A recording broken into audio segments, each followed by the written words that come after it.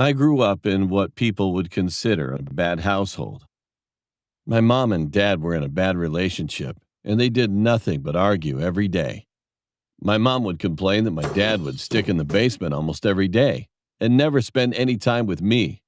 And my dad would always have the same response, that he's doing research down there.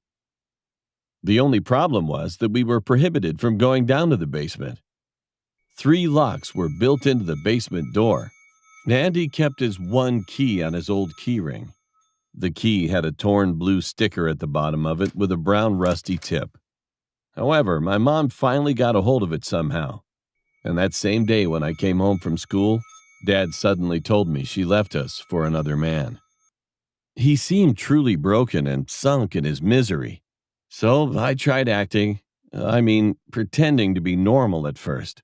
But I couldn't stop crying like a baby when I finally got back in my room. After a few months of emotional breakdowns, my dad finally got over it. Furthermore, he started to visit the basement more consistently to the point where I would feel like I lived alone. I kept thinking my dad was working very hard, since I saw him being very distraught after coming upstairs from the basement. I thought everything was fine until I started hearing noises at night. They weren't just regular noises. It was kind of someone's crying and scream of agony. But the most disturbing sound of all was the sound of growling, like some kind of beast would exist down in the basement.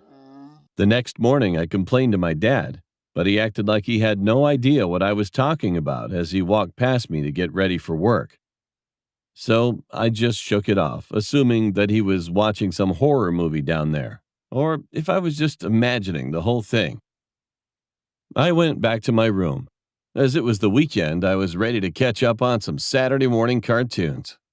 I turned on my TV, and as I got ready to change the channel, I heard a familiar name. The news reporter was naming over 40 missing people in our town, and my mom was one of those names as they briefly showed her picture and information.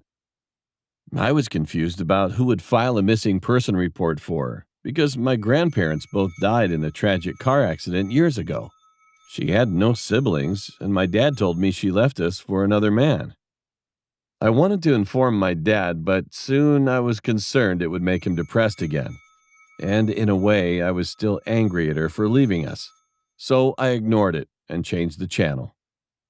A few minutes later, my dad came in to tell me he was leaving for work. He gave me a kiss on my forehead and informed me that he'd be back later that night. After he left, I invited my best friend Austin to come over. He then arrived shortly after, and we played a game on my PlayStation. As we were about to plunge into the game, we suddenly heard a strange noise coming from the basement. "What was that?" Austin asked, being confused. "I don't know. My dad does some kinds of experiments down there. It's probably a rat or something." Austin looked amused. "No, dude, we can't go down there. My dad said so," I said quickly, bringing an end to Austin's excitement. It has no reason to doubt that Austin was disappointed. Then he asked for something to drink, so I went to the kitchen to get some juice for him.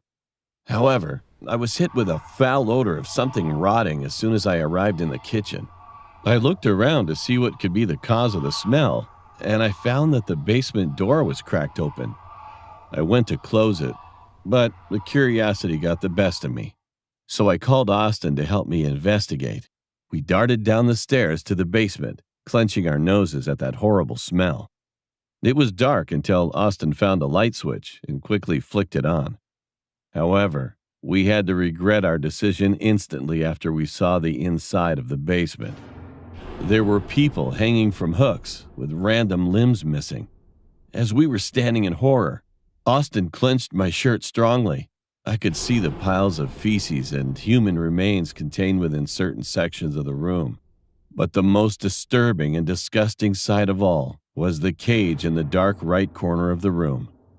The inside of it seemed to be a person sleeping at first, but as it looked up, I quickly realized that thing was not a person. What is that?" Austin shouted, shaking with fear. I ignored his question. To be more specific, I couldn't answer. That thing was indescribably frightening. It looked like a deformed human with its mouth filled with crooked and ragged teeth covering a majority of its face. Its face pointed outward, with creases where the nose should be. The eyes were bulging out of its head as it fixated its glance toward Austin and me. "Food," it said to us slowly with excitement and a malicious voice.